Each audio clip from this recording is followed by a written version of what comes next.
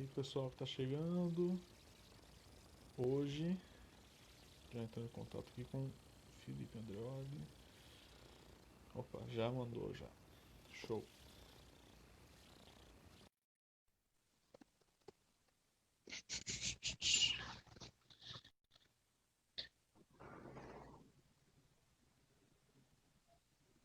E aí? Cá estamos. E aí, Felipe, tudo bom, cara?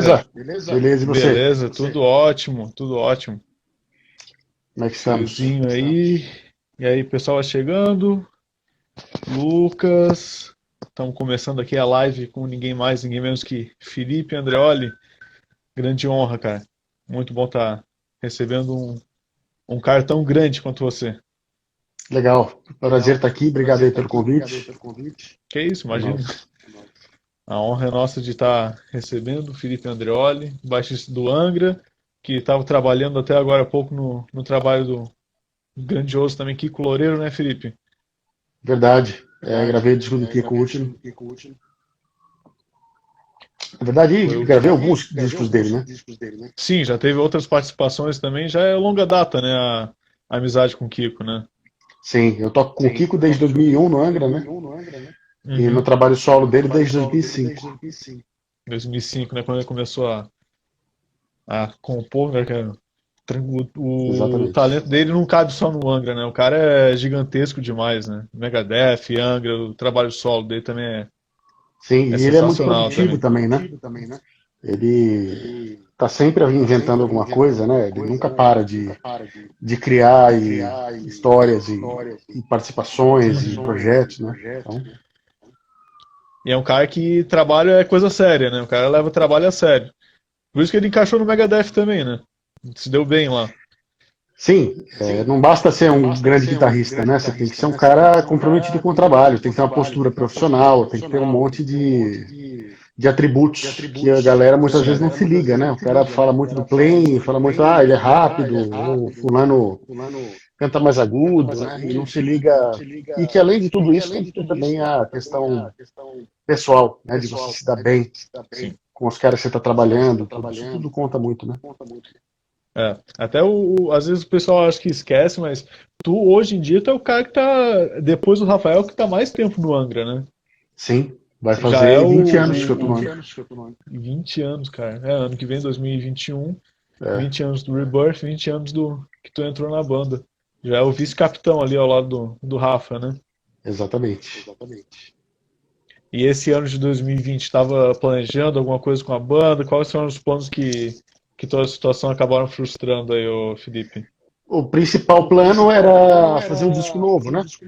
Uhum. Que não é que frustrou e terminou, mas atrasou, porque a gente não pode trazer os caras de fora. A gente tem cada um morando num Sim. canto do mundo agora, literalmente, né? Eu tenho o Fábio na Itália, o Bruno nos Estados Unidos, o Barbosa em Brasília e o Rafael em São Paulo e eu em Jundiaí. Então a gente precisa trazer esses caras para poder se reunir para compor. E agora ficou inviável, né, de fazer isso. Sabe-se Sim. lá quando vai ser possível. Então a gente está trabalhando remotamente, mas é um processo mais lento, né? Sim, sim. E tu tem, na verdade, tu tem aproveitado bastante esse tempo para focar no teu canal no YouTube, né, Felipe? Eu vejo que tem, eu acompanho bastante que você vem publicando ali, sempre com conteúdo novo, fazendo live também. Teve aquela live tocando o Temple of Shadows, também foi sensacional. Legal. Eu tenho feito na medida do possível, na verdade. Eu tenho feito menos do que eu gostaria, porque a minha principal atividade tem sido ser pai, né? Aham. É o que eu tenho Inclusive, feito na parabéns, maior parte do parabéns tempo. também. Valeu, obrigado. E toma um super tempo, né? É demais, é incrível, né? Mas toma um super tempo. Então, quando sobra um tempo, eu gravo um vídeo pro canal, faço alguma coisa, faço outros trabalhos que eu faço também, né? E o canal é Sim. só um deles. É até uma coisa que me chamou muita atenção no canal, que eu realmente fiquei bem intrigado, mas já faz, foi ali em maio, que tu lançou o remix das faixas, de algumas faixas do Aqua, né? Isso aí também é Sim. uma coisa que você fica trabalhando em cima, ficar brincando com as gravações antigas, vendo o que dá pra mudar. Eu sou curioso, né, com produção musical em geral, assim. Eu não sou engenheiro de som, mas todas as gravações que eu faço eu acompanho muito de perto os engenheiros e acabo aprendendo. Então Uhum. essas oportunidades para aprender, para ficar melhor, né, para testar. E eu, no caso do Aqua, como foi um disco que a mixagem sempre foi muito comentada, né, aí eu resolvi trabalhar e dar uma experimentada com ele e colocar no meu canal para ver o que as pessoas achavam daquilo. Mas como o Aqua faz 10 anos esse ano, a gente está planejando um lançamento que faça jus ao disco mesmo. Né? Então, Olha, estou preparando umas paradas aí. olha, porque é um disco que a base de fãs do Angra gosta muito, apesar de ser um disco que sempre gera muita discussão justamente por causa da questão da mixagem, né? Mas as músicas do Aqua são sensacionais. E é uma pena que foi o momento também não ajudou muito. O que foi que aconteceu ali pro Aqua não sair do jeito que vocês estavam querendo, Felipe? Teve várias coisas, né? O momento da banda era esquisito. A gente não estava assim brigado nem nada, né? Foi diferente do Aurora, né? Mas a banda não estava se sentindo super confiante naquele momento, não estava naquele estado de espírito que tinha no Temple of Shadows, por exemplo, né? E nem todos os músicos da banda estavam no seu pico de performance, né? E a gente acabou fazendo também umas opções que se mostraram não muito boas, que uma delas foi da banda produzir o disco, né? Mas a gente fez isso sem definir muito bem quais seriam as responsabilidades, quem ia ficar responsável por o quê. E acabou que isso resultou de que o disco não teve o melhor que ele poderia ter tido, né? Eu acho que a gente resolveu um momento estranho para não ter um produtor de fora. E Fez isso falta naquele afetou momento. o trabalho. Eu acho que se fosse em um outro momento que a gente decidisse produzir o próprio disco, poderia ter dado muito mais certo, né? Mas naquele momento não era. A gente precisava, sim, ter tido alguém de fora para ajudar a gente a organizar as coisas naquele momento. Então, é mais ou menos nisso que o pessoal às vezes, muitas vezes pergunta, qual é o papel do produtor numa gravação, o que o produtor faz? É basicamente isso, né? Colocar ordem na situação, né? Na verdade, o trabalho do produtor, de um bom produtor, é muito complexo. Começa na ajuda da escolha do repertório, no arranjo dessas músicas, né? Pensando num direcionamento para o trabalho, o que a banda quer e ajudando a banda a atingir essa visão, né? Mesmo em termos musicais ou em termos de mercado. E depois, na fase da gravação, ajudando a organizar a gravação, ajudando a timbrar, ajudando a extrair a melhor performance dos músicos. E aí depois na fase da pós-produção, que é a mixagem e masterização, para entregar o trabalho pronto. Sem contar que o Aqua ele veio de uma sequência bem pesada do Angra, né? Que foi o Rebirth, o Temple of Shadows, o Aurora. Foram 3 discos de altíssimo nível, então até tudo isso ajudou no momento do Aqua, né? É difícil dizer exatamente foi por isso ou foi por aquilo. A gente gostava das músicas, né? 10 anos depois, ouvindo as músicas e ouvindo o que as pessoas têm a dizer sobre o disco, você percebe um monte de coisas que poderiam ter sido diferentes, né? Mas quando você está fazendo ali na hora, isso não fica muito claro, entendeu? Sim. E é por isso que eu digo que não era o momento certo de não ter um produtor de fora, né? Não era o momento de ter dado esse passo. Então, assim, é o que é, o disco está lá, eu gosto do disco muito, eu acho que tem músicas incríveis, mas eu enxergo onde ele poderia ter sido diferente, né? E um dos aspectos é esse, o aspecto da mixagem. E muita gente questiona, não, mas foi o Brandon, foi o Adriano que mixaram o disco na época, que não fizeram um bom trabalho? Não, absolutamente, tanto é que eles mixaram um monte de outros discos que tem um super som. Foram decisões da banda, né, que acabaram impactando no trabalho final e de todos nós, né? E é o que é, não é culpa de um ou de outro. Exatamente, é isso que é importante frisar. Ô Felipe, o pessoal tá comentando que tá dando eco. Pra mim tá normal, pessoal. Às vezes o microfone que tá usando, não sei o que. Deixa eu tirar o fone aqui e ver se melhor. Tá.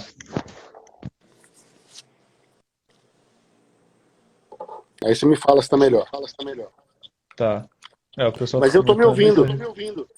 Eu tô me ouvindo Pois com é, eco também. aqui pra mim também tava legal, pessoal. Não sei aí pra. Eu tô ouvindo o Mas eco vamos meu testar. também. Você tá ouvindo a minha voz no fone aí, seu? Agora tá, pra mim tá legal. Pra Porque mim aqui tá tá com eco normal também. agora. Deixa eu ver se. Pode falar alguma coisa aí, ô Felipe? Oi. Tá Não, com eco tá. tremendo. Ué, deixa eu. Pior que eu tava escutando, nem era pra acontecer isso. Não sei por quê. Pra mim tava normal, tô de Ei, fone de ouvido aqui. tá com eco mesmo. Só se a gente tentar recomeçar. Vamos recomeçar a live aqui, pessoal, pra ver se melhora essa questão aí do eco. A gente já vai sair e vamos voltar logo em seguida, beleza? Já te chamo aí Fechou. de novo, Felipe. Beleza. Beleza.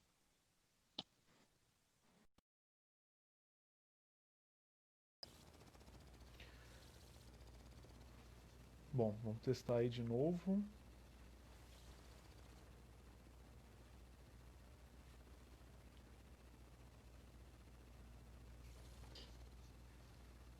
Beleza, vamos testar aí sim.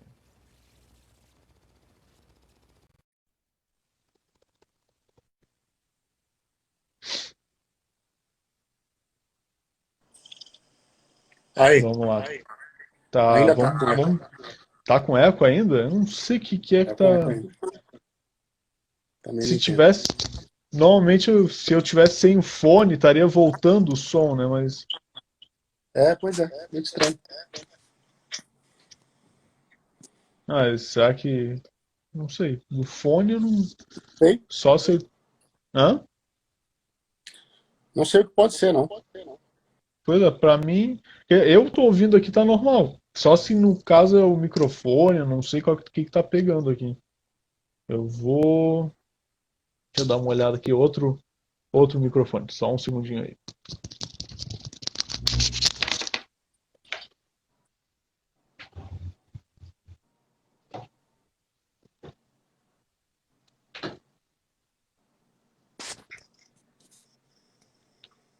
Ei, Vai testando aí, o pessoal vai entrando na live, vão acompanhando. Se não der. O pra ti tava muito forte o eco, Felipe. sim, tá alto. Tá alto, é. Agora continua alto também. Agora parece que parou. Parou. Parou? Engraçado, eu tirei Parou, o é. fone agora que era pra. Pois é, agora deu certo. Parou, então. Bom, vamos testando aí, a gente vai. Vamos dar continuidade aí no papo. O pessoal tá voltando aí, já estamos em. Parou, Melhorou o eco agora. incrível. Normalmente a gente usa fone de ouvido justamente para tirar o eco, para não ficar voltando a voz, mas quase que tirar o fone foi Exatamente. a solução. Sim, vai entender, né? Vai entender, né? Coisas da tecnologia. Então, olha só, vamos retomando ali o papo, que, assim, hoje em dia, até em relação ao teu canal no YouTube, ô Felipe, é engraçado que tu acaba respondendo boa parte das perguntas que podia fazer. Que eu até entrei ali, fui acompanhar e falei, pô, o Felipe já falou dos 10 baixistas que mais influenciaram ele, já falou de tanta coisa que vai.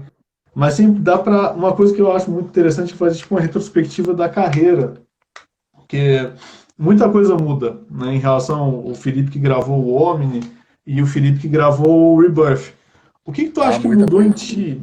O que mudou em ti em relação à composição? Quando tu começou a compor o Rebirth com o Angra, né, quando tu era bem mais novo, mas já era um baixista bem maduro, mas em relação a todo o trajeto até o Omni, o que mudou no teu papel assim dentro do estúdio? A tua visão da linha de baixo nas músicas, como é que tu foi se adaptando em relação a isso? Cara, mudou tudo. Na verdade, eu nem acho que o baixista que gravou o Rebirth era um baixista tão maduro assim. Era um baixista em processo de amadurecimento, né? O que não impede de fazer um bom trabalho, né? Você não precisa necessariamente ser um cara super maduro para fazer um bom trabalho. Mas é evidente que eu teria feito muita coisa diferente. Eu não tinha nem um décimo da experiência de estúdio, né? Da experiência de arranjar um disco ou da experiência como compositor. E aprendi muito, né? Em todos esses anos de Angra, especialmente com o Kiko e com o Rafa. Ao longo dos anos eu sempre fui muito interessado pelo processo, né? Tanto o processo dentro do estúdio, quanto o processo de marcar uma turnê, quanto o processo de organizar um show, tudo eu sempre me interessei em participar. Então isso me deu a oportunidade de aprender muito. E esse aprendizado é tanto na parte musical quanto na parte do business mesmo, né? Então, cara, muito, muito diferente, né? Eu acho que, por exemplo, todo mundo comenta, né, daquele duelo que tem no DVD do Rebirth, que eu faço com o Kiko, eu tenho uma vergonha daquele duelo, eu não consigo assistir. É mesmo? Né? Porque qualquer dia eu vou fazer um react daquele duelo, porque, cara, não tem nada a ver com o que eu faria hoje. Mas eu entendo que, na época, era aquilo que eu era, né? E tinha uma energia ali, tinha uma coisa quase visceral que também se perde ao longo dos anos, né? Você passa a ser um cara mais profissional e fazer as coisas mais calculadamente, né? E pensando melhor em tudo que você faz. Naquela época eu meti o louco.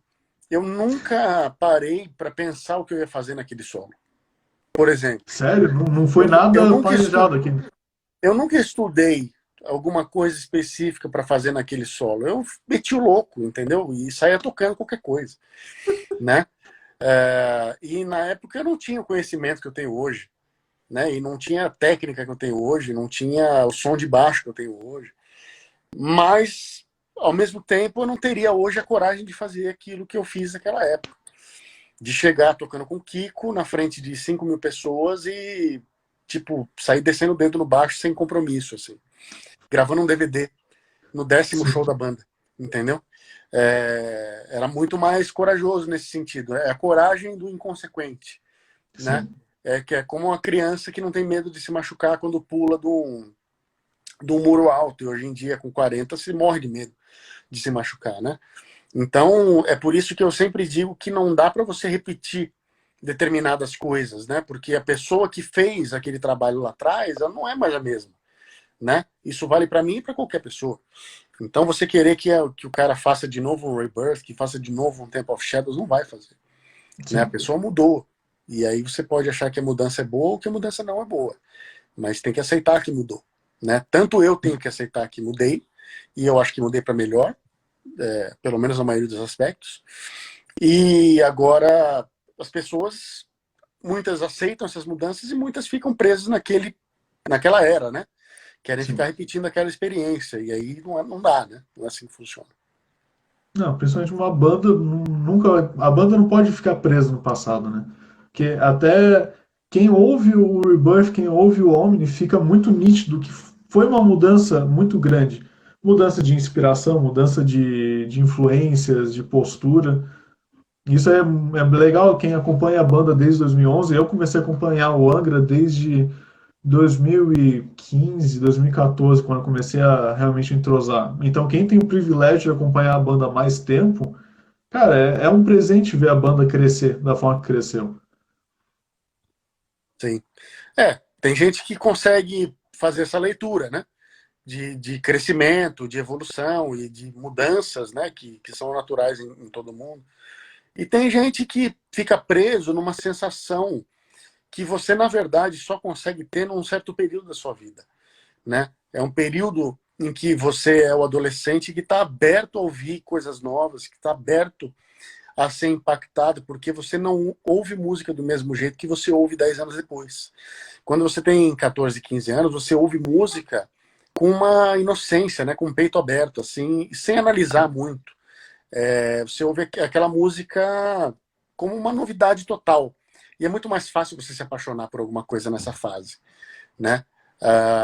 Tem discos que eu ouço, que eu comecei a ouvir quando eu era adolescente, que eu tenho certeza que se alguém me mostrasse pela primeira vez hoje, eu não ia gostar, né? Porque eu não sou mais o cara que ouviu o Kill 'Em All quando tinha 11 anos de idade, entendeu? Sim. Eu sou outro cara. Se me mostrasse o Kill 'Em All hoje, possivelmente eu não ia gostar, provavelmente eu não ia gostar, né?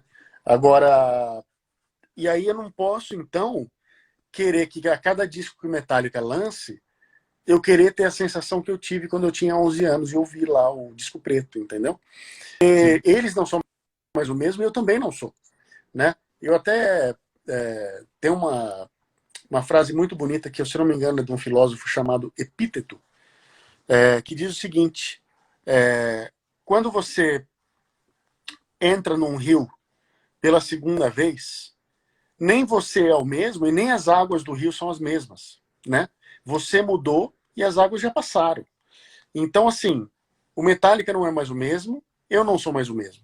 Então eu não vou repetir aquela experiência de estar ouvindo uma música do Metallica com 11 anos. Nunca mais. E eles também não têm mais os 30 anos que eles tinham na época que eles fizeram esse disco. Então, assim, aí você pode pensar, o Metallica evoluiu, ou o Metallica desaprendeu, o Metallica piorou, você pode pensar do jeito que você quiser, né? E aí o que acontece normalmente com o fã, que é muito fã adolescente numa banda, é que ele vai começando a ouvir outros estilos, vai amadurecendo também o gosto musical dele, e muitas vezes se desvia daquilo que ele gostava muito quando era adolescente. E aí certas pessoas fazem essa transição com naturalidade e outras ficam revoltadas de não ter mais aquela sensação de novo, sem entender por que isso acontece, né? Muita verdade isso aí, cara, é muito real mesmo, é uma baita de uma, até o Alisson comentou ali, boa colocação, muita sensatez e maturidade do THNPC. Pessoal, quem quiser ir comentando aí, mandar pergunta, porque a ideia é a gente trocar bate-papo aqui. Quem tiver pergunta para mandar, para aproveitar esse momento com o Felipe, pode mandar Bora. brasa. Bora. E Felipe, voltando nessa linha do tempo, teve um momento pré-Angra. Como é que foi que aconteceu que o Angra desmantelou naquele momento ali de 2000, 2001? E na época você tinha acabado de fazer os trabalhos com o Diano, certo? Sim. E aí, como é que foi que rolou o contato de você sair da vida que você tinha para a vida com o Angra? Como é que foi esse que aconteceu? Bom, foi um processo assim que se iniciou a partir do momento que eu comecei a tocar com um monte de gente diferente, que é uma coisa que eu sempre fiz, né? Então, ao longo da minha vida, desde que eu comecei a tocar, eu sempre toquei com muita gente. E isso foi criando um network, né, de pessoas que me conheciam. E aí essas pessoas, num dado momento, eram muitas pessoas que conheciam também o Kiko, conheciam também o Rafael, né? E aí eu tocava numa banda chamada Karma, que era uma banda de prog. E inclusive a gente está armando umas paradas novas com o Karma aí também. Em breve a gente deve soltar alguma coisa. E aí foi o empresário do Karma que chamou o Paul Diano para gravar aquele disco, o Nômade, para fazer a turnê no Brasil. Foi o empresário do Karma que me convidou, né? Ou seja, se eu não tivesse entrado no Karma, eu não teria tocado com o Paul Diano. E aí fui lá, gravei com o Paul Diano, fiz turnê com o Paul Diano. E possivelmente, se eu não tivesse tocado com o Paul Diano, talvez não tivesse sido chamado para o Angra. Porque foi no Paul Diano que eu conheci o Aquiles, né? Que já estava, naquele momento, contratado pelo Angra, quando eu entrei. E, claro, muitos outros amigos em comum. Os caras foram buscar referências a meu respeito. E muita gente me conhecia e falou bem de mim. Então, esse convite partiu deles, na verdade. Eu não fui atrás de nenhum deles. O Kika que me ligou um dia, me convidando para ir na casa dele, fazer um som e conversar, e se eu estava interessado, não sei o quê. E aí, claro, né? E, para falar a verdade, eu estava tão, assim, alienado na época desse papo do Angra, do que tinha acontecido. Sabia, claro, mas não estava super por dentro, não estava acompanhando, não mandei material pro Angra, sabe assim? E eu fui lá na casa do Kiki, a gente fez a audição, e aí rolou, me chamaram pra banda, mas levou um mesinho assim para cair a ficha do que estava rolando mesmo, entendeu? Foi quando a gente começou Bom, a primeira banda foi apresentada pro mundo, né?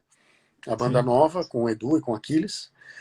E a gente estava no processo de fazer planos para gravar o disco na Alemanha. E eu nunca tinha saído do Brasil, né? O máximo que eu tinha saído do Brasil foi ir até Puerto Iguaçu, na Argentina, num cassino que eu fui trabalhar na produção do show do Ivan Lins. Olha só que loucura.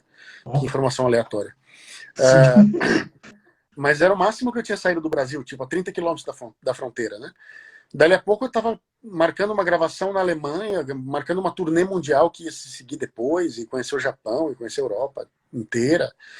E, cara, aí foi caindo a ficha, né, do tamanho da responsabilidade que seria estar no Angra, da importância da banda, né? Do trabalho que já tinha 10 anos ali de maturidade e até o Angra onde já tinha chegado, já tinha feito show no Les Zénith, em Paris, para 5 mil pessoas com o Bruce Dickinson no palco. Entendeu? Tudo que o Angra já tinha conquistado nesses 10 anos. Então eu fui conhecendo mais sobre a banda e aí fiz uma imersão total. Eu peguei todos os discos da banda, ouvi todos de cabo a rabo para conhecer todas as músicas, né? E aí fui mergulhando nesse mundo e passando a me sentir parte da banda. Mas a princípio foi uma mudança muito radical, porque eu era um cara que tinha acabado de voltar para a faculdade de administração naquele momento, porque não tinha perspectiva de ganhar dinheiro naquele momento com música, né? E aí meu mundo virou de cabeça para baixo, num bom sentido, e aí o resto é história, né? Cara, é uma turbulência que a vida passa que de repente, do nada, muda todas as perspectivas de vida, né? Não tinha. Tu imaginava que ia chegar num patamar junto com o Angra, como chegou hoje em dia, com uma banda de extrema amplitude mundial, lá em 2001, quando tu foi convidado para entrar na banda? Imaginou que 20 anos depois ia estar tudo isso? Cara, na verdade, era uma época de muita incerteza. Porque como tinha saído 3 caras importantes da banda, e estavam entrando 3 caras desconhecidos, né? O Edu era um pouquinho mais conhecido, Assim, a gente, no fundo, não sabia ideia do que ia acontecer. A gente não sabia se ia ser bem aceito, se ia conseguir ir pra frente com a banda.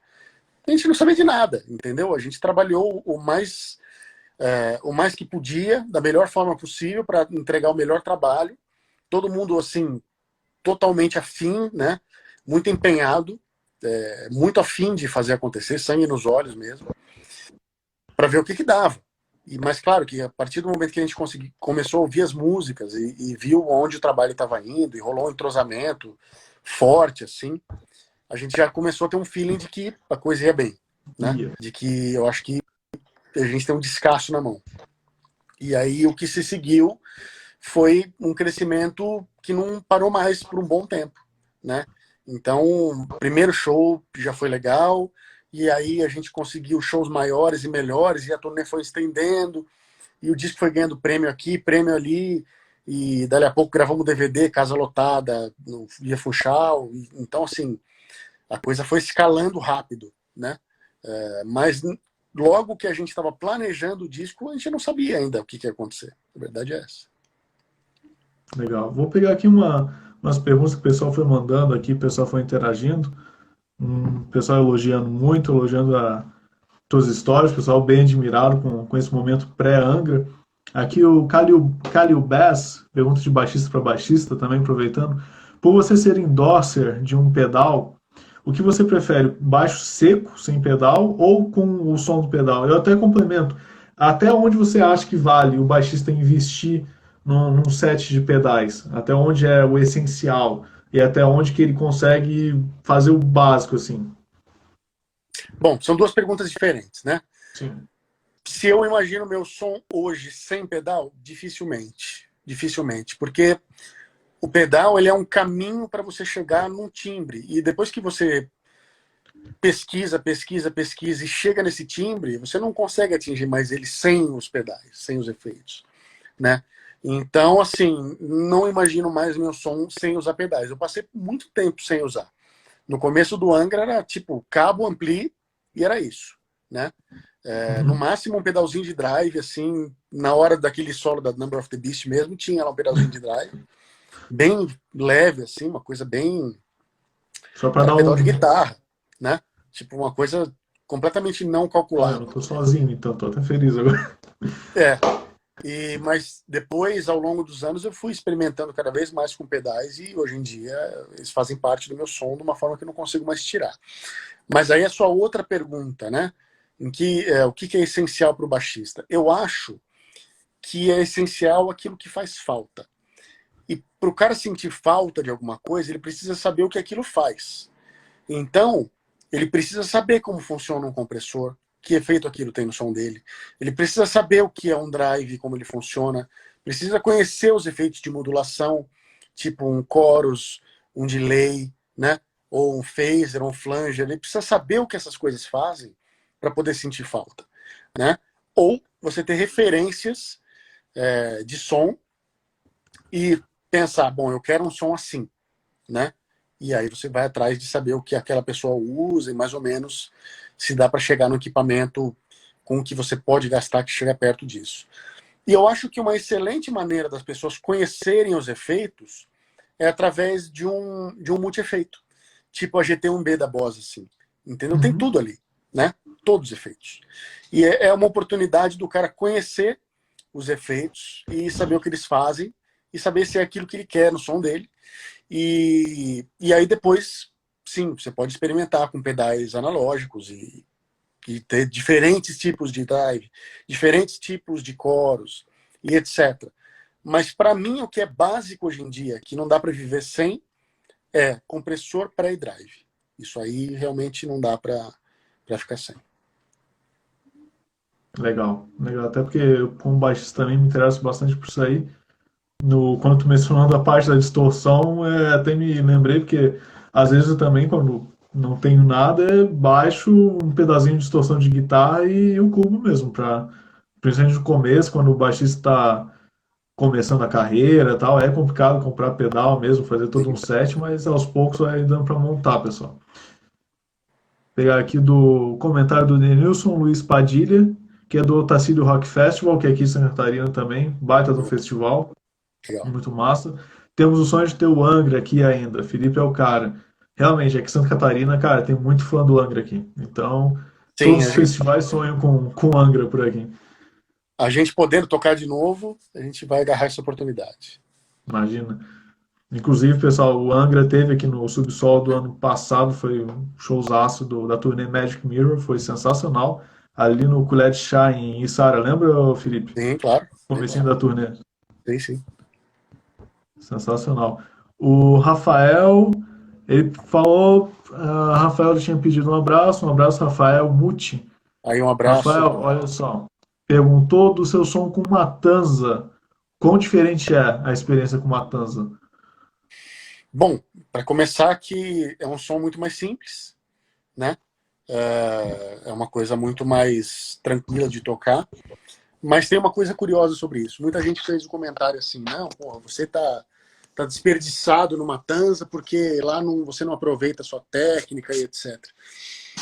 Isso é um conceito meio errado, porque não é porque as músicas não são super técnicas que o estilo do Matanza não tem as suas peculiaridades, não tem as suas necessidades específicas, não tem uma estética própria que você precisa entender para fazer aquilo bem, né?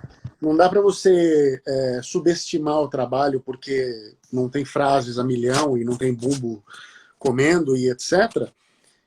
E chegar lá achando que vai arrasar e não entendeu nada do som e não faz o som que a banda precisa. Então, eu trato todo o trabalho com muito respeito. Eu quero que o meu baixo melhore aquele trabalho o máximo que puder. E melhorar o trabalho não é chegar com o meu som do Felipe Andreoli lá e falar, agora vocês vão ter um som de baixo de verdade. Não é isso. O meu trabalho é entender o que aquela banda precisa e dar o que eles precisam. Entendeu? Da melhor forma possível. Isso pode implicar numa mudança de som, pode implicar num ajuste de técnica, pode implicar num instrumento diferente, né? E com certeza implica numa perspectiva diferente sobre as linhas de baixo, sobre como executar aqueles trabalhos. Eu lembro de uma entrevista do Nuno Bittencourt falando basicamente de um assunto parecido quando ele estava tocando com a Rihanna, né? E fizeram uma pergunta assim para ele, pô, como é que é tocar com a Rihanna? Música pop, é super fácil? Ele falou, não, nada de super fácil. Tudo bem, não tem aquelas frases a milhão que eu toco no Extreme, mas eu tenho que usar um monte de efeito. A minha guitarra lá faz coisas que eu nunca fiz antes, né? Ela faz outras camadas dentro da música que para mim são um desafio, para mim é novo, entendeu? E eu preciso fazer isso muito bem, porque o negócio é muito alto nível. Então não é porque não é rápido que não é difícil, que não é um desafio, né? Então o Matanza tem isso, o Matanza tem um jeito diferente de fazer, que até então eu tinha feito muito pouco, né? Eu nunca tive uma banda de hardcore, por exemplo, né? Que, tudo bem, hardcore é uma das facetas do Matanza, mas tem bastante. Então eu tenho que pensar em tudo isso para fazer o jus ao trabalho, para respeitar o trabalho. É isso que é o mais importante, é respeitar o que já foi construído, né? Não é chegar e Exatamente. modificar tudo. O Matanza Aqui tem fãs, a banda tem o quê? 20 anos, entendeu? é uma banda Tem muito fãs, tradicional já. a banda tem uma galera que segue e que, assim, a banda da vida deles é o Matanza. Como é que eu posso chegar lá Sim, e ser presunçoso e achar que eu que sei o que o Matanza precisa, né? Você precisa ter humildade e ouvir isso é o a mais música importante. com a cabeça aberta. Exatamente. Ali a Kátia fez uma pergunta que eu até estava para fazer. Kátia X Silas. Felipe, e o álbum solo? Tu chegou a comentar já em alguns no vídeo recente teu sobre que ia voltar, né? Que Sim, tu tá respondendo perguntas dos fãs, inclusive. O álbum solo começou a tomar forma, né, Felipe? finalmente, finalmente. Eu já parei muitas vezes ao longo dos anos e falei, agora eu vou fazer, mas sempre aparecia algum outro trabalho que demandava de mim como compositor, e aí o meu álbum solo, as ideias acabavam indo para esse trabalho e não para o meu álbum solo. Mas dessa vez não, dessa vez eu estou devotando um tempo só para fazer isso. E as ideias que vão para lá não vão para lugar nenhum, já estão reservadas para o Isso meu é bom. trabalho. E eu tenho me reunido com o Dalton Santos, que é um super guitarrista, com quem eu já fiz um som, fazendo inclusive o trabalho solo dele. E é um trio que tem eu, ele e o Bruno Valverde, né? Uhum. E eu tô com o Dalton tá me ajudando a organizar essas ideias, porque eu odeio trabalhar sozinho. Eu não rendo bem compondo sozinho. Eu tenho dificuldade de fazer isso sozinho em casa. Assim, eu só acho que eu sou muito detalhista, muito crítico com as minhas próprias ideias e acabo não rendendo como deveria. Então, um cara como o Dalton, que é um baita de um guitarrista, que também é compositor, ele me ajuda não só a criar ideias, mas também a fazer sentido das minhas ideias mesmo, de como organizar, de como aproveitar, né? E toques que ajudam o negócio a andar. Então, o Dalton teve em casa na última terça, ele tem ido lá toda terça, né? E a gente passou o dia inteiro pegamos um riff do zero e terminamos uma música no fim daquele dia. E é uma música, assim, complexa, cheia de parte, né? É super difícil, mas o trabalho rendeu tanto que a gente conseguiu terminar a música. A música não está pronta, de jeito nenhum, mas a gente chegou no fim, né? Que é uma coisa super difícil de fazer num caso desse. Então, a gente vai reunir essas ideias e assim que eu tiver com ideia suficiente, eu vou mandando pro Bruno para ele colocar os arranjos de batera, né? E pensar nos arranjos de batera. E aí, daí eu vou pensar em gravar, lançar, como fazer, né? Nessa época de pandemia. Sim, sim. Então a ideia do álbum vai ser esse trio. Você, o Dalton e o Bruno, então, que vai ser. Sim, pelo menos a banda base vai ser essa. Eu tenho ideia de ter outros músicos no álbum, mas eu nem comecei atrás disso ainda, porque primeiro eu quero ouvir as músicas e pensar Ver o que cabe, de né? tantos caras que eu tinha vontade de chamar para o meu disco, quem pode caber em qual música e para fazer um negócio que seja coerente com aquela pessoa. Né? Sim. Até isso eu aproveito já para perguntar se você tem algum gênero que tu gostaria de explorar fora do metal, se aventurar. E talvez vai aproveitar esse disco para dar uma brincada em outros estilos musicais. Certamente, certamente. É um pouco como no Angra, né? A gente bebe de várias fontes diferentes. O sotaque é sempre metal, né? No caso do Angra. Sim. O sotaque do meu trabalho é bem prog, né? Porque o prog é minha veia, não tem como fugir, não tem como esconder. Mas o prog também, ele aceita muita mistura, né? Então, com certeza, bebo no jazz fusion, bebo no música latina, bebo no pop, bebo no new age muitas vezes, né? Então, dá para beber de várias fontes, música brasileira. Então, para deixar um negócio rico, né? E eu sempre Sim. digo que o caminho para você criar um som único é você ter a capacidade de reunir diferentes elementos num negócio que é novo, né?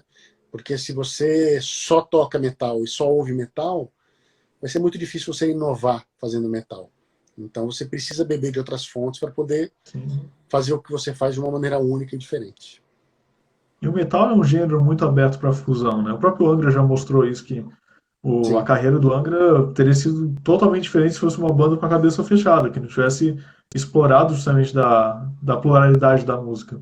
exatamente. Mas tem bandas de metal que não, que a filosofia dos caras é ser 100% true metal e os fãs querem ouvir 100% true metal, né?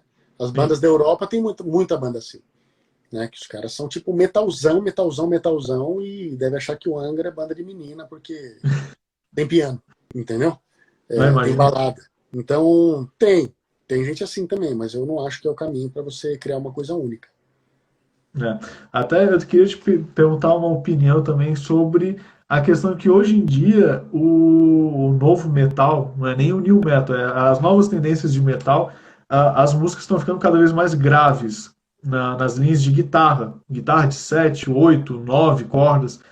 Como é que o baixo entra nisso aí, Felipe? Como é que tu vê o papel do baixo numa música que a guitarra já está ocupando um espaço tão grave nas músicas, afinações bem baixas? Onde é que vai ser o lugar do baixo disso aí na hora da mixagem, no espectro sonoro? Onde é que entra a linha do baixo num som tão denso já? É difícil porque quando a guitarra invade a tua região, né? Você precisa pensar em alternativas. No disco do Kiko, eu passei por esse dilema umas horas, assim, o que fazer aqui? Eu dobro a guitarra e fico sendo, tipo, como dois baixos fazendo esse riff, ou eu busco uma outra região? E aí vai do seu bom senso de ouvir e perceber o que a música está pedindo, né? Então, em alguns momentos, eu dobrei o que a guitarra faz e dei mais peso para o negócio, porque por mais que a guitarra esteja grave, ela não tem o corpo que o baixo tem, é diferente. Ou busquei alguma coisa diferente para fazer enquanto a guitarra estava lá espancando um Fá sustenido, né, grave.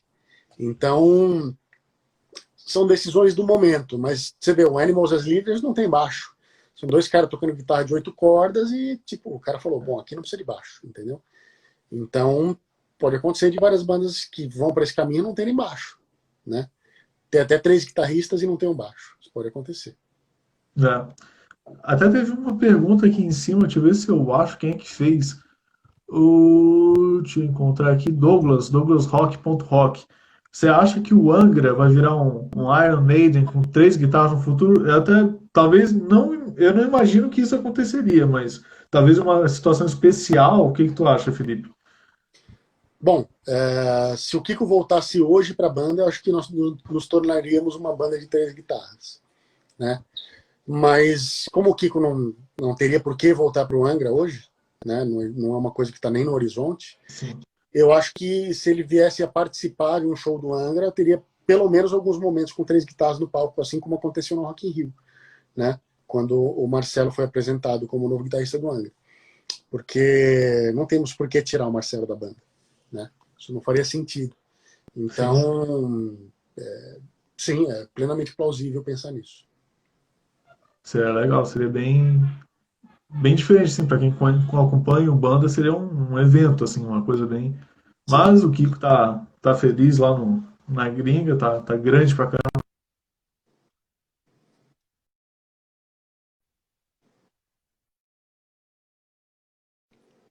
Nada aí. Fez o comentário anteriormente, fez uma pergunta, é o Calil Bess, ele diz que é de Paranaguá, aqui do Paraná, aqui acima de nós, e ele é deficiente visual. E o Felipe é uma das minhas maiores referências por tocar, principalmente muitas notas rápidas, tendo que tentar. E ele tem que adivinhar todas as notas com o ouvido. Cara, parabéns, Calil, aí por essa disposição e também por ter o Felipe como inspiração. Isso é muito, muito incrível. Cara, que legal. Imagina, é um treino de ouvido incrível, né?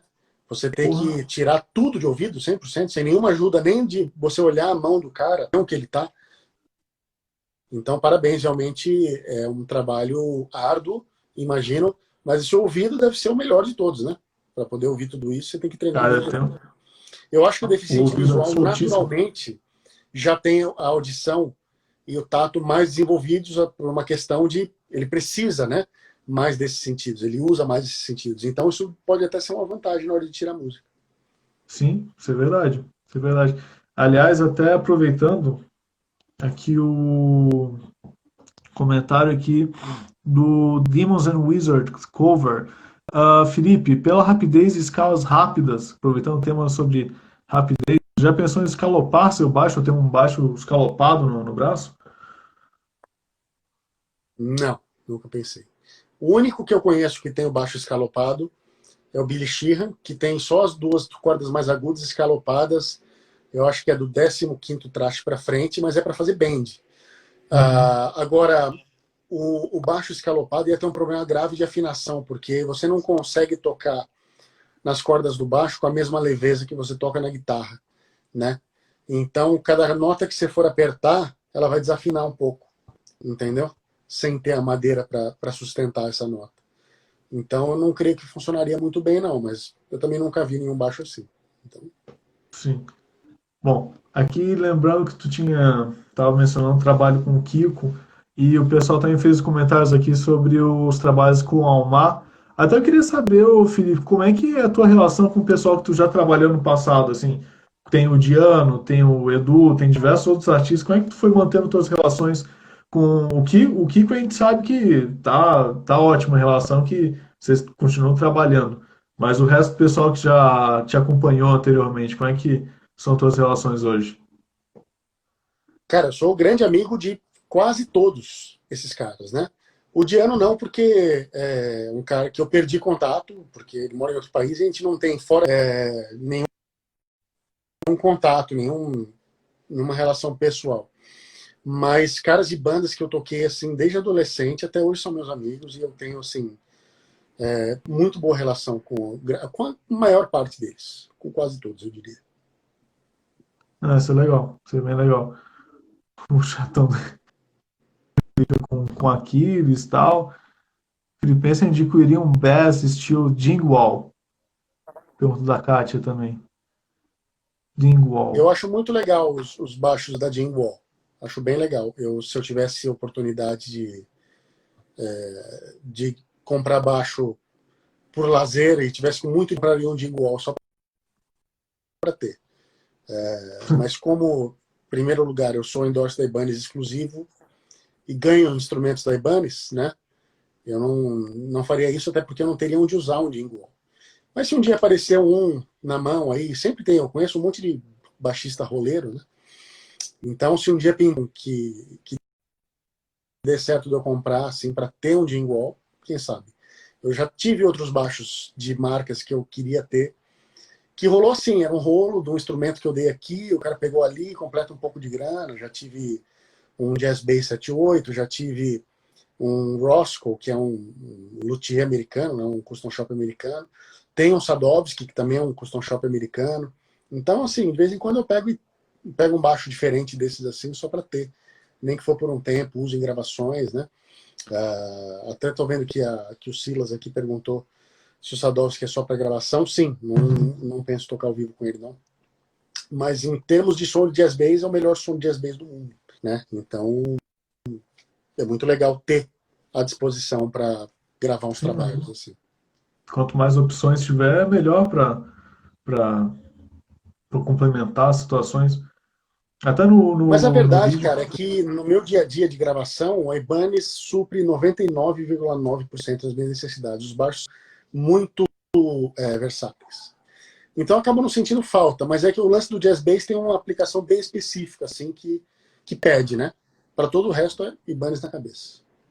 Até no teu vídeo recente tu falou que a Ibanez é, coincidentemente, não só porque é endorser, mas que tu realmente é fã da marca, né? Sim, e já há muitos anos, né? Eu comecei adolescente. Né? Já admirava a marca. O primeiro baixo bom que eu tive na vida foi o Ibanez, mesmo que era um Ibanez de entrada na época. Mas ao longo dos anos eu tive muitos baixos da Ibanez que eu comprei com meu dinheiro, né? Porque eu gosto da marca. E daí como é que foi na época da Condor? Que é uma marca brasileira, né? Isso aqui foi no começo do Angra, tu tinha essa parceria com a... Eles que vieram, te ofereceram para Não ser foi, endorser? não foi tão no começo, não. Eu comecei com a Condor em 2009. Na época eu Ah, estava na Yamaha, né? E o que aconteceu é que na Yamaha entrou um cara para cuidar dos artistas lá que eu não... E bem nessa época eu estava assinando com a Condor, que era importadora dos amplificadores Epiphany. uhum. Então eu entrei na Condor importadora. E aí uma vez que eu estava lá dentro, eu descobri que a Condor fazia instrumentos incríveis com um luthier chamado Eliezer Lara. E aí eles me ofereceram de ter um instrumento assinado, feito por esse cara, e ter uma relação totalmente diferente da que eu estava tendo na Yamaha na época, né? E aí a gente foi amadurecendo essa ideia e pensando como é que poderia ser esse instrumento, e aí pintou a possibilidade de fazer o instrumento em duas versões, que era um instrumento custom feito aqui no Brasil, e uma versão mais de entrada que seria feito na Coreia, para poder vender baixos em mais quantidade, né? E aí o negócio se alinhou de uma forma que eu curti. Eu curti o instrumento, né, que é o principal, os instrumentos do Eliezer, curti toda a ideia de negócio que estava por trás e embarquei na Condor, né?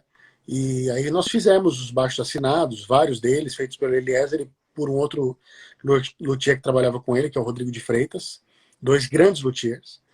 E, cara, os baixos da Condor meus eram baixos assim, para bater de frente com qualquer baixo custom do mundo, né? E ainda tinha os baixos feitos na Coreia, que também eram excelentes instrumentos, porque o Carlos César, que é o dono da Condor, sabe tudo de fabricação fora do país, né? E consegue realmente tirar qualidade de qualquer lugar do mundo.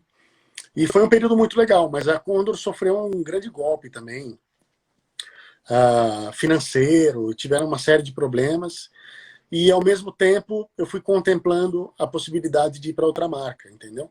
Eu até me segurei na Condor por muitos anos dentro desse processo da Condor estar meio mal das pernas assim, mas chegou uma hora que já não era mais viável, né? Eu não sou o tipo de cara que gosta de ficar pulando de marca em marca, mas nesse caso ficou inviável e aí a Ibanez foi a minha primeira opção. Realizou o sonho do adolescente Felipe quando comprava o baixo da Ibanez, né? Sim, e nesse meio do caminho eu conheci também o Mitsuyama, que é um dos diretores da Hoshino no Japão, que é a marca dona da Ibanez, e ele se mostrou muito meu fã. Ele sabia tudo de mim, sabia que eu tinha passado pela Yamaha, conhecia meu instrumento da Condor, sabia que corda que eu usava, sabia com que baixo eu tinha gravado tal disco, não sei o que, sabia tudo, entendeu? E ele ficou me falando, vem pra Ibanez, vem pra Ibanez, vem pra Ibanez, vem pra Ibanez. E ainda demorei alguns anos para ir pra Ibanez depois disso. Não, ainda resistiu ainda até Porque migrar de vez. eu tinha um acordo na Condor, entendeu? O que aconteceu Sim. na Condor depois que eles tiveram um problema grande foi que os endorsers pularam todo fora, entendeu? Ah, E eu fiquei. Eu fiquei porque a minha relação com a Condor não é só uma relação de tipo, você me dá um baixo e enquanto você me der baixo eu fico. Tinha uma lealdade. Falou, não, vocês estão passando por uma dificuldade, contem comigo para passar por essa dificuldade, entendeu? Eu tô aqui para partir do time, não é porque tem uma dificuldade que eu vou pular fora, né? E fiquei por anos, eu tinha uma relação pessoal também com o dono da Condor, tudo, mas aí chegou num momento que não deu mais, realmente. aí fica complicado. Uma pergunta aqui que o pessoal até pediu para fazer do Anderson Rufino. Ele perguntou assim: Felipe, tem alguma coisa que você ouça e pensa, eu não consigo tocar isso ainda? Tem Muita alguma coisa. música que te desafia muito ainda? Muita coisa, muita coisa. Mas não é tanto um desafio técnico só. Eu nunca me imagino improvisando um jazz como o John Patitucci, por exemplo, Adrian Ferro, como o Braguinha, ou tocando música brasileira como o Thiago ou Pipoquinha, entendeu? São coisas que eu vejo muito além do meu alcance como baixista hoje, que eu teria que dar uma mudada de foco e estudar e entrar de cabeça para poder, né, fazer aquilo, fazendo jus àquilo. Mas é uma velha coisa, né? Eu já tive momentos na minha vida em que eu quis tocar um pouco de cada coisa e quando eu pensava num disco solo era uma salada na minha cabeça, que eu queria uma música assim, uma música assada, etc, etc. E aí, com o passar dos anos, eu fui ficando em paz com o fato de que eu sou um baixista de rock progressivo, de metal progressivo. É isso que eu sou. Tudo mais que eu faço é bônus. E eu sou muito bom nisso. Mas eu não posso pretender ser tão bom quanto no fusion, no jazz, na música brasileira ou em outros estilos, entendeu? Então, eu gosto de estudar esses estilos, eu aprendo muito tocando esses estilos, adoro ouvir, mas eu sei que eu nunca vou ser o baixista de fusion ou baixista de música brasileira, entendeu? Meio que aceitei quem eu sou, basicamente é isso. É aquela coisa, né? Quem tenta ser bom em tudo acaba sendo. Médio, né? Acaba em diversos gêneros, diversas coisas. Aaron, eu peguei tua referência do Slap the Bass. Ô, Felipe, voltando ali pro passado, em relação a até questão que está um pouco relacionada a essa questão de conseguir pegar as coisas, querer pegar muita coisa, no começo da tua carreira, quantos anos tu começou a se interessar com o baixo, afinal? E quais foram os teus primeiros hábitos de estudo?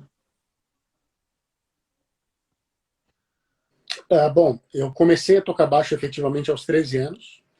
Antes disso, tive quase nenhum contato com o instrumento. E aí, a partir do momento que eu comecei a tocar, sempre foi tirar música. Sempre.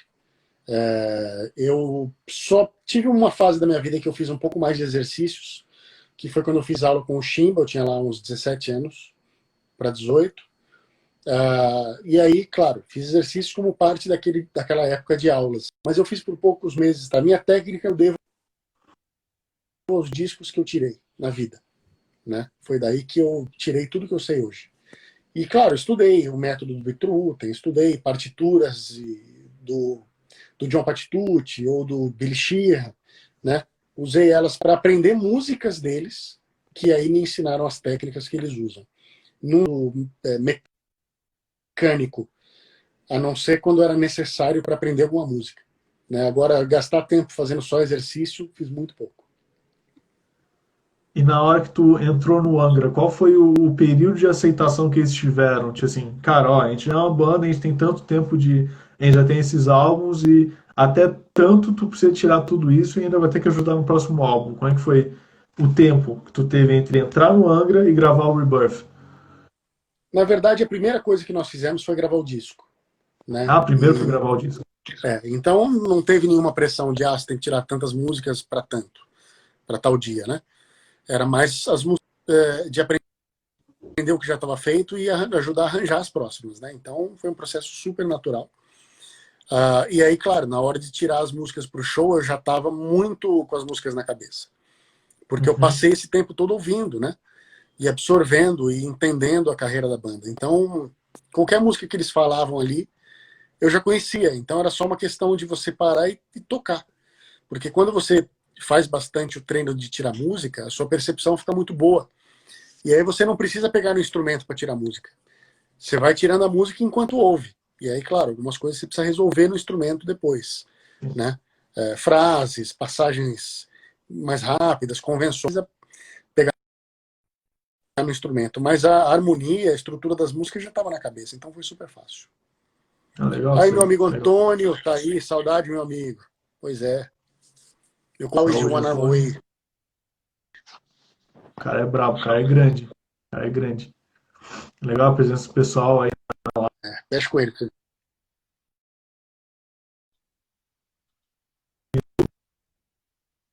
Essa limitação de 1 hora, né, pessoal? Mas vamos aproveitar aqui. Felipe, outra coisa que foi muito legal na tua carreira foi ser reconhecido como uma referência mundial no baixo. Tá em rankings de 10 melhores baixistas do metal. Como é que foi quando tu começou a receber e falar, cara, eu sou bom mesmo, eu sou realmente bom? Como é que foi quando caiu a ficha do teu papel como baixista? Até influenciando pessoas como o rapaz comentou aqui. Cara, é uma coisa muito louca, né? Você passar a influenciar pessoas com aquilo que você faz é uma coisa muito bonita, né? Eu acho que a melhor coisa na carreira de um artista é você ver o reflexo do seu trabalho nas outras pessoas, né? E de uma maneira tão legal, que é o cara, tipo, ter você como referência para melhorar num instrumento, para atingir um novo patamar. Então, conforme isso foi acontecendo, né, ao longo dos anos, eu fui me sentindo cada vez mais responsável por essas pessoas que estavam me tomando como referência. E isso faz com que eu tome muito cuidado com tudo que eu faço, entendeu? Não só com a qualidade do que eu faço, mas com a coerência, com a postura, né, com o carinho com que eu faço tudo, porque eu sei que tem uma galera fiel que acompanha e eu aprendi ao longo dos anos que você não sabe quem está te ouvindo, né? Então eu encontrava baixistas de bandas que eu sempre admirei, e aí o cara virava para mim e falava: eu sou teu fã, adoro o que você faz, assisto todos os teus vídeos. Eu, uau, nunca imaginei, entendeu? que esse cara sabia quem eu era, muito menos que ele gostava do que eu fazia, muito menos do que o cara era inscrito no meu canal e acompanhava os vídeos, entendeu? Assim, dá uma sensação de responsabilidade muito grande, mas é uma coisa de extremo prazer, assim, você saber que está sendo uma boa influência na vida das pessoas. Sim, isso aí é o que muda, assim, o patamar da vida, né? Quando coloca outro Eu degrau. sei eu sei o tamanho da importância que isso tem, porque eu sei quanto foram importantes as minhas referências, né? Os caras que me influenciaram, os caras que eu via como referências. Então, eu sei muito bem o que é ter alguém como referência.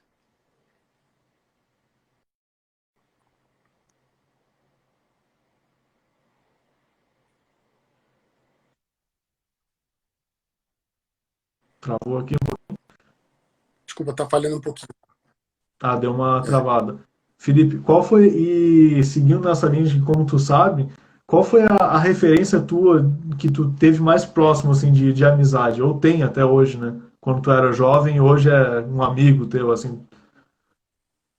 Ah, cara, vários, né? Não só de baixistas, né? Mas o Eduardo Danui é um cara que eu sempre fui muito fã dele, do Dr. Sim. Os caras todos do Dr. Sim são meus amigos, né? Eu fiquei amigo de muitos desses caras. De baixistas lá, por exemplo, eu até hoje eu me belisco que o Michael Marin comenta num vídeo, numa foto minha.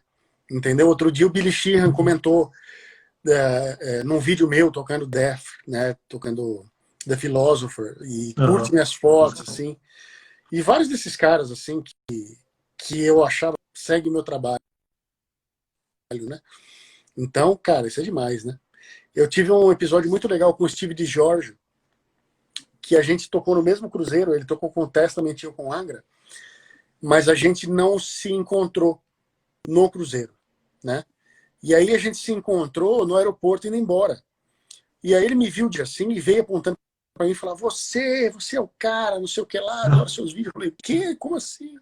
Não, eu que sou seu fã, para tudo. Entendeu? Então, cara, isso é legal demais, né? Você saber que caras que você a vida inteira ouviu estão te ouvindo hoje, né? Isso é muito bacana. Sim. Bom, agora já está chegando nos últimos minutos aqui. Felipe, quero agradecer demais a tua presença aqui. Pessoal que acompanhou a live também quero agradecer muito. Essa live vai ficar gravada, vai estar no nosso canal no YouTube. E, Felipe, tem mais alguma coisa aí para dizer pro pessoal, para a gente chegar aqui no encerramento, agradecer a galera que veio?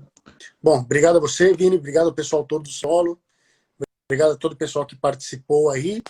Sigam aí nas minhas redes sociais, se é que já não seguem, Felipe Andreoli aqui no Instagram, inscrevam no canal do YouTube, que eu estou sempre soltando coisas novas. E aguardem as novidades aí. A gente está trabalhando nessa quarentena, não estamos parados não. E aí, assim que tiver coisas novas, eu vou deixando vocês a par. Isso aí. Pessoal, se liguem no Subsol que hoje saiu uma matéria especial com Angra.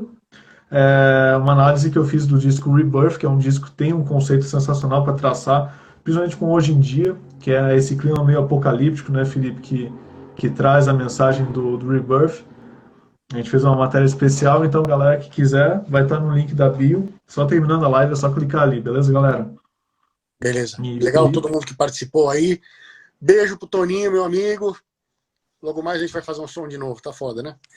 E é isso aí, gente. Uma boa noite para vocês e nos falamos. É isso aí, Felipe. Brigadão, valeu. Forte abraço, cara. Se cuida aí. Valeu, obrigado. Valeu. Valeu. Até mais. Até.